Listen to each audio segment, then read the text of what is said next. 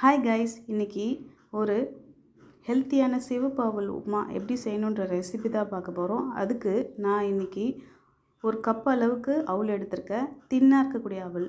இந்த அவலில் பார்த்திங்கன்னா நிறைய வெரைட்டி இருக்குது. தின்னு திக்காக இருக்கிற டைப்லாம் இருக்குது. உங்களுக்கு எது மாதிரி வேணுமோ அது வாங்கிட்டு அது முழுகிற அளவுக்கு தண்ணி ஊற்றி அது சாஃப்டாகிற அளவுக்கு விட்டு அதை ஃபில்ட்ரு பண்ணிங்கன்னா உங்களுக்கு ஒரு ரைஸ் டைப்பில் கிடைக்கும். அதை அப்படியே எடுத்து ஓரமாக வச்சுக்கோங்க.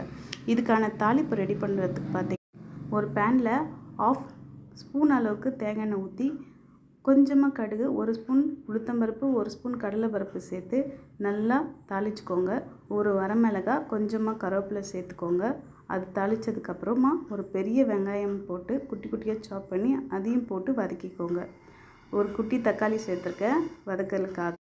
எல்லாம் சேர்ந்து ஒன்றா வதங்கினதுக்கப்புறம் கொஞ்சமாக இஞ்சி எடுத்து துருவி போட்டுக்கோங்க. இது நமக்கு டைஜஸ்ட்க்கு நல்லாவே ஹெல்ப் பண்ணும்.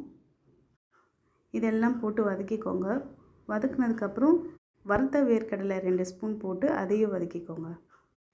இந்த சிவப்பு அவல் பார்த்திங்கன்னா குழந்தைங்கள்லேருந்து பெரியவங்க எல்லாருமே உங்களோட ஃபுட்டில் ரெகுலராக சேர்த்துக்கோங்க. வீக்லி 2 or 3 டைம்ஸ் கண்டிப்பாக எடுத்துக்கோங்க. ரொம்பவே நல்லது. கொஞ்சமாக பெருங்காயம் பவுடர் போட்டு அதையும் வதக்கிக்கோங்க. வதங்கினதுக்கப்புறம் பார்த்திங்கன்னா நான் ஒரு சின்ன கப் அளவுக்கு பீன்ஸும் கேரட்டும் குட்டி குட்டியாக நறுக்கி அதையும் சேர்த்துக்கிறேன். குழந்தைங்களுக்கு செஞ்சு கொடுக்குறதா இருந்தால் அவங்களுக்கு பிடிச்ச காய்கறிகளான பொட்டேட்டோ, பட்டாணி, மஷ்ரூம்னு எது வேணாலும் நீங்கள் சேர்த்து செய்யலாம். இன்னும் ரொம்பவே ஹெல்த்தியாகவும் ரொம்ப டேஸ்ட்டாகவும் இருக்கும். அதுக்கப்புறம் 1/2 ஸ்பூன் மஞ்சள்தூள் போட்டுக்கோங்க. தேவையான அளவு கல் உப்பு சேர்த்து நல்லா ஒரு கிளறி திருப்பி ஒரு 2 செகண்ட்ஸ் மூடி போட்டு குக் பண்ண விடுங்க. இதெல்லாம் போட்டதுக்கப்புறம் பார்த்திங்கன்னா இந்த காய்கறி லைட்டாக கொஞ்சம் முழுகிற அளவுக்கு ஒரு 1/2 கிளாஸ் தண்ணி விட்டுட்டு நல்லா மூடி போட்டு ஒரு 2 மினிட்ஸ் தண்ணியெலாம் ட்ரைன் ஆகிற வரைக்கும் மீடியம் ஃப்ளேமில் குக் பண்ணுங்கள்.